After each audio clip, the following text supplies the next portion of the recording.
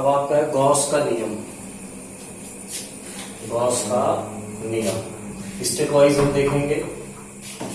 Gauss theorem ये ICSE board, CBSE board और UP board के लिए मोस्ट इंपॉर्टेंट क्वेश्चन है।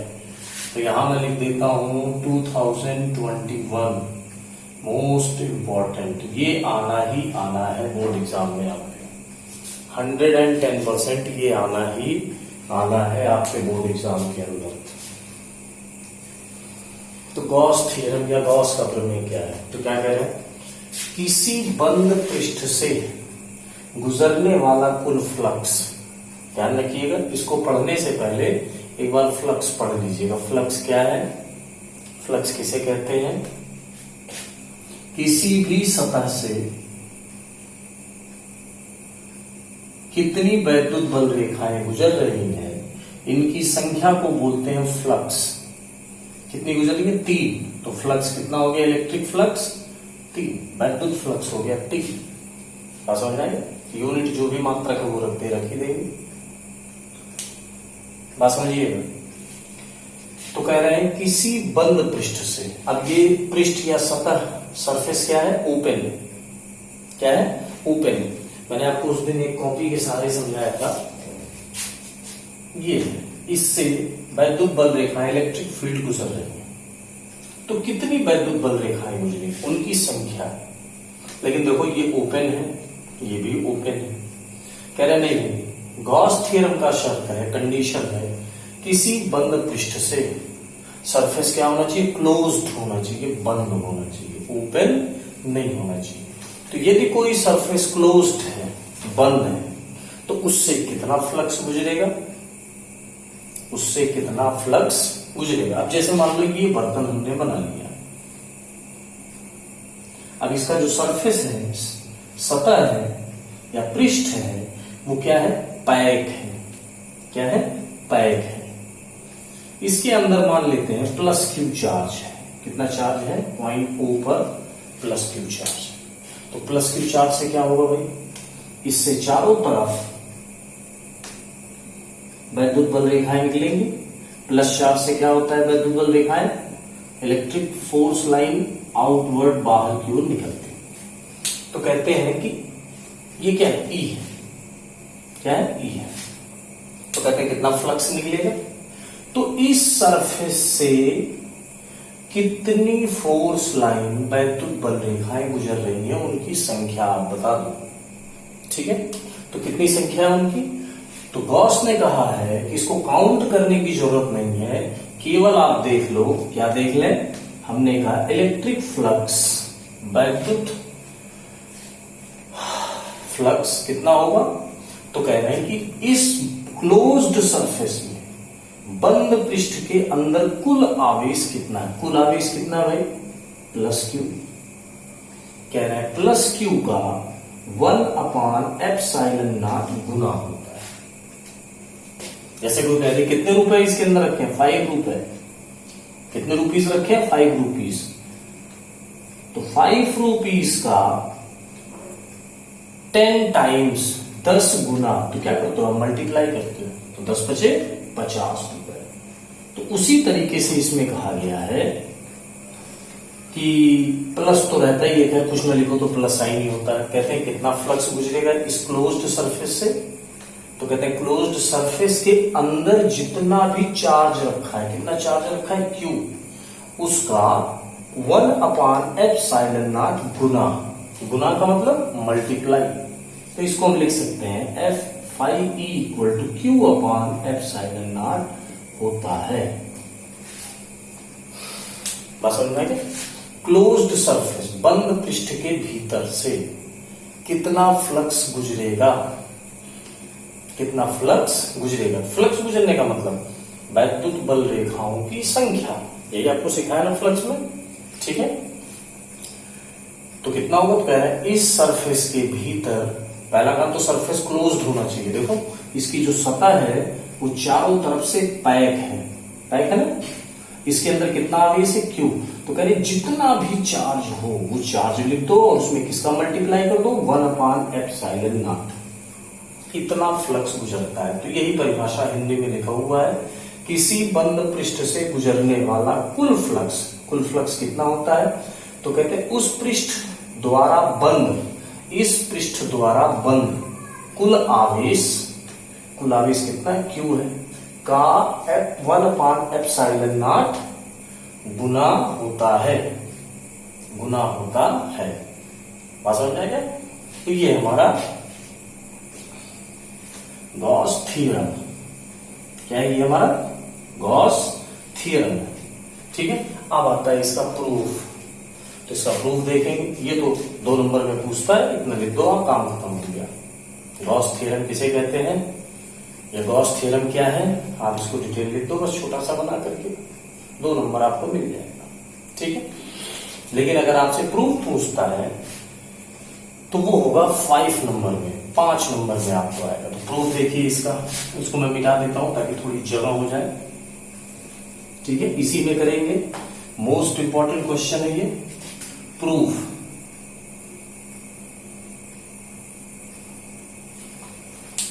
तो क्या करते हैं भाई, सावधानी से समझिएगा, बहुत आसान है। तो हम एक क्लोज्ड सरफेस बनाते हैं, एक बंद बर्तन बना लेते हैं। वैसे ही सेम जैसे पहले बनाया था वैसे ही कॉपी कर लेते हैं। मान लो ये बंद बर्तन है। ठीक है, यहां पर पॉइंट O पर चार्ज है। कितना चार्ज है? +Q मान लो, ले लिया। ठीक, अब ध्यान दीजिएगा, यहां पर हम लिख सकते हैं, माना किसी बंद पृष्ठ में बिंदु O पर Q चार्ज है। ठीक है, तो इस Q चार्ज के द्वारा +Q चार्ज है, तो फोर्स लाइन, वैद्युत बल रेखाएं क्या होंगी? बाहर की ओर निकलेंगी। ठीक है, तो ध्यान दीजिए, आप ध्यान, इससे बाहर की ओर वैद्युत बल रेखा ऐसे ही होता है, लगभग ऐसे ही हो निकलेगा चारों तरफ। एक छोटा सा सरफेस यहां बना लेते हैं, छोटा सा सरफेस ले लेते हैं। ठीक है, इसके सेंटर पर इलेक्ट्रिक फील्ड का डायरेक्शन कैसा होगा? इस सरफेस थोड़ा बड़ा ले लेते हैं, क्योंकि हो सकता है वीडियो में साफ दिख ना रहा हो। इससे इलेक्ट्रिक फोर्स लाइन का डायरेक्शन कैसे होगा? वैद्युत क्षेत्र की भी दिशा कैसे होगी? बाहर। थोड़ा इसको यहां बना देते हैं। ठीक, अब इसको, ये तो आपके नॉलेज के लिए हमने लिख दिया। पॉइंट O पर +Q चार्ज है। मैंने क्या कहा? आपको सिखाया है, इन तीनों पॉइंट्स को मिला दीजिए, इसको मिला दिया। तो ये सरफेस, ये एरिया जो काटा है आपने, छोटा सा भाग, ये यहां O से कितना घनकोण बनाता है? तो कितना घनकोण बनाता है? मान लिया d ओमेगा। कितना बनाता है? d omega. ओमेगा होता तो बड़ा होता है, d ओमेगा का मतलब ओमेगा ही है पर छोटा है। कितना सरफेस हमने लिया है? हमने मान लिया ये सरफेस लिया है, इसका एरिया है dA। कितना एरिया है? dA। तो इसको भी लिख देते हैं, माना dA क्षेत्रफल द्वारा O पर, O मतलब सेंटर पर बनाया गया घन कोण कितना है? d ओमेगा है। कितना है? d ओमेगा है। चलिए भाई, जो भी सरफेस आपने लिया उसके परपेंडिकुलर उसके क्षेत्रफल या एरिया का डायरेक्शन होता है। ठीक है, तो आप जरा ध्यान दो, इसके परपेंडिकुलर dA का डायरेक्शन हुआ, ये सब पढ़ा है आपको। अगर नहीं याद आएगा तो ध्यान से फिर से पढ़ लीजिएगा, देख लीजिएगा। इलेक्ट्रिक फील्ड वो तो सदिश राशि वेक्टर होता ही है। अब ध्यान दीजिए, अगर कोई सरफेस है तो यहां से यहां की डिस्टेंस, यहां से यहां की डिस्टेंस, यहां से यहां की डिस्टेंस सेम होती है। ठीक है, तो इसमें तो आपको कोई प्रॉब्लम नहीं होता है। लेकिन अगर यही एरिया हम इस तरीके से ले लें, ध्यान देना, तो इसको अगर मिलाओगे तो देखो इसका डायरेक्शन डिस्टेंस, इसका डिस्टेंस और सेंटर से सेंटर का डिस्टेंस तीनों अलग अलग हो गया। तो हम किसका डिस्टेंस लेंगे? सेंटर से सेंटर का डिस्टेंस लेंगे। तो माना इसको मान लेते हैं पॉइंट पी, पी से ओ की जो डिस्टेंस है वो मान लेते हैं कितना? आर। कितना है? आर। ये मैथमेटिकल कैलकुलेशन है बस केवल, उसका कारण है, मान लो यहां से यहां तक की डिस्टेंस हो गई 2 मीटर। कितनी हो गई? 2 मीटर। यहां से यहां तक की डिस्टेंस हो गई 1.5 मीटर। तो बीच वाले का कितना डिस्टेंस होगा? तो कहते हैं कि वो एवरेज निकाल दिया जाता है। ठीक है, इस वाले में तो कोई प्रॉब्लम नहीं है क्योंकि तीनों का डिस्टेंस सेम था, पर इस वाले में क्या करते हैं ऐसे सरफेस में, तो इसीलिए हम लोग सेंटर टू सेंटर डिस्टेंस लेते हैं। ठीक है,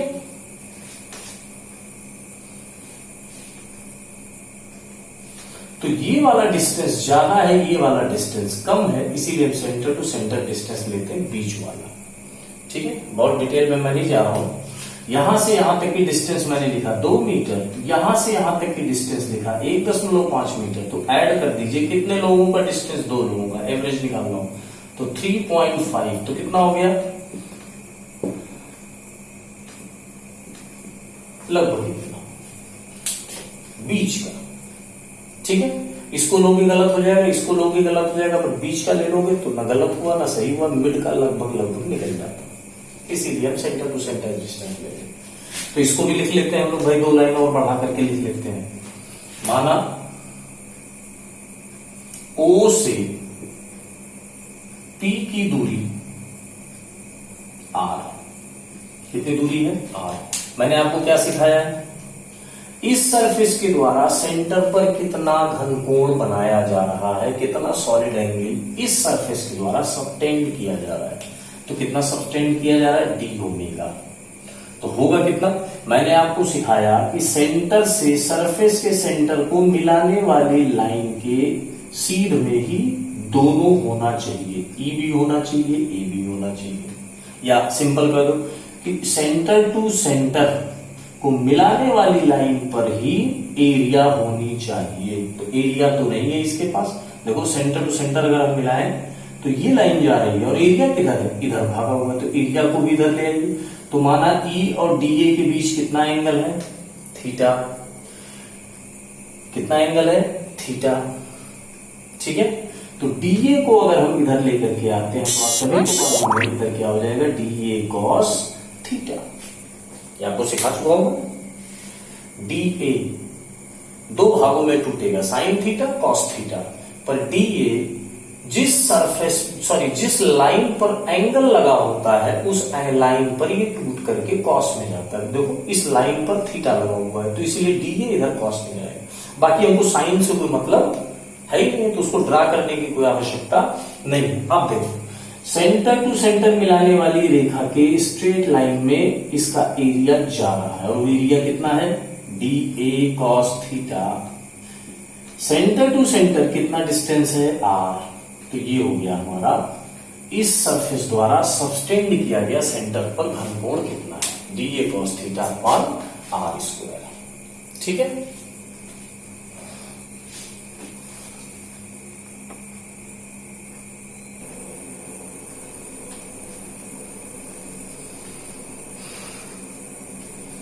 ये तो हो गया। सॉलिड एंगल हम लोग जान गए।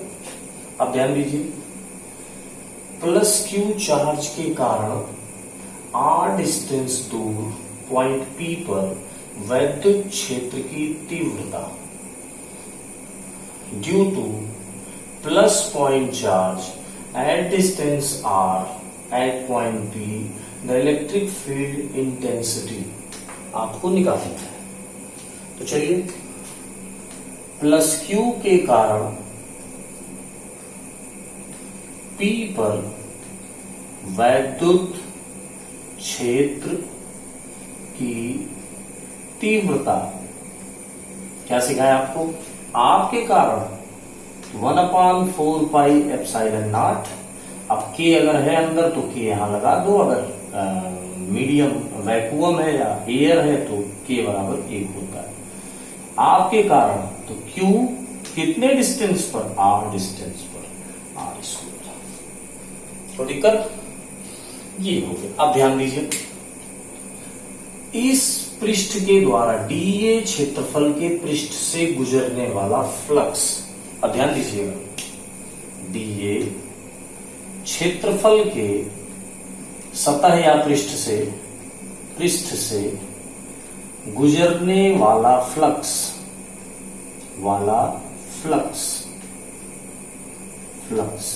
फाई ई कितना होगा भाई? किसी सरफेस से कितना फ्लक्स गुजर रहा है, हमने आपको क्या फार्मूला बताया था? उस सरफेस पर इलेक्ट्रिक फील्ड कितना है? E है, ठीक है। कितना एरिया उसका है? dA।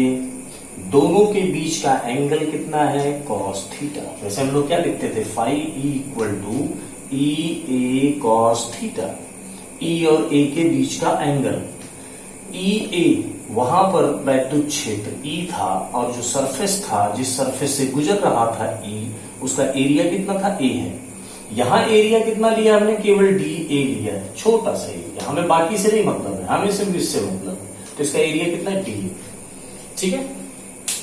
वैल्यू ओपन कर दो, तो phi E equal to E की value 1/4 pi epsilon naught Q upon R square dA cos theta. E की वैल्यू रख दिया हमने। तो आप जरा ध्यान दो, dA cos theta upon R square क्या होगा? dA cos theta upon R square क्या होगा? d omega. क्या हो गया? d omega. तो हम लोग लिख सकते हैं phi E equal to 1/4 pi epsilon naught Q d omega. समझ में आ गई बात? ठीक है। मेरे हिसाब से यहां तक आपको कोई प्रॉब्लम नहीं होनी चाहिए। अगर है तो कमेंट में आप लिखिएगा हमको, ठीक है। अब ध्यान दीजिएगा इसके आगे, अब इसके आगे ध्यान दीजिएगा। ये फार्मूला हमको मिल गया, ठीक है।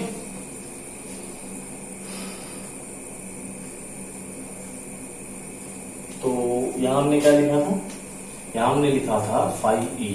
ध्यान दीजिएगा, ये छोटा सा एरिया है तो बहुत थोड़ा सा फ्लक्स गुजरेगा, तो उसके स्थान पर हम लिखते हैं d फाई। यहां जो आपने लिखा था फाई E इक्वल टू, तो वहां लिख दीजिए d फाई E, ठीक है। इस छोटे से सरफेस के द्वारा इस प्लस Q चार्ज के कारण जो फ्लक्स गुजरेगा वो थोड़ा सा गुजरेगा, क्योंकि सरफेस एरिया आपका छोटा है, तो d फाई लिख देते हैं। यहां करेक्ट कर लीजिएगा d फाई, ठीक है। अब ध्यान दीजिए,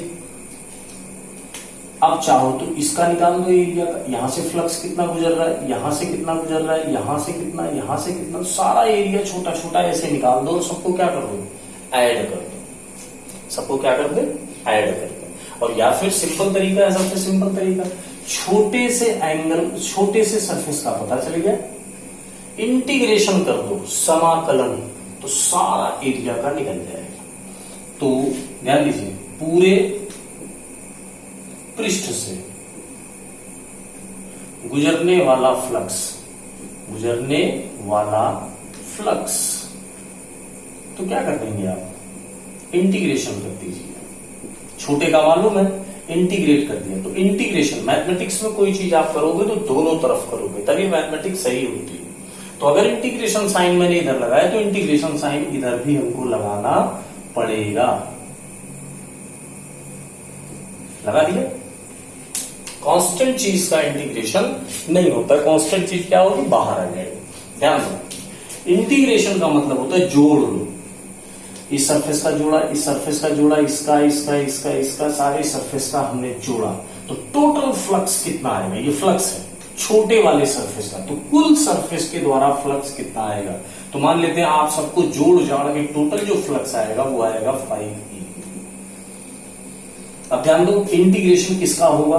किसको जोड़ा जाएगा?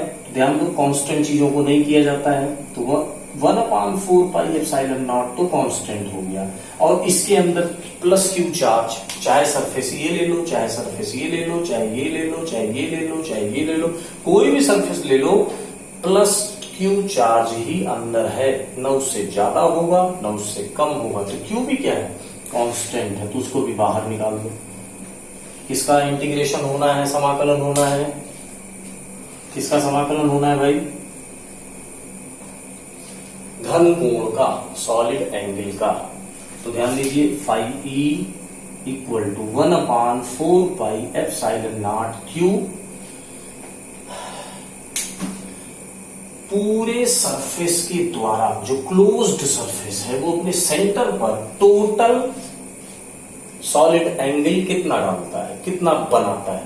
तो मैंने आपको सिखाया था कि टोटल सरफेस अंदर किसी भी पॉइंट पर जो टोटल सॉलिड एंगल सबटेंड करता है, वो सबटेंड कितना करेगा, ये न्यूमेरिकल लगवा चुका हूं आपको, 4π। तो ये सब जोड़ोगे, सारे सरफेस के द्वारा सेंटर पर टोटल कितना सॉलिड एंगल सबटेंड होता है, बनाता है सेंटर पर, तो पूरा जोड़ दिया तो कितना है 4π। 4π से कैंसल, तो phi E equal to Q/ε0। ये है आपका प्रूफ।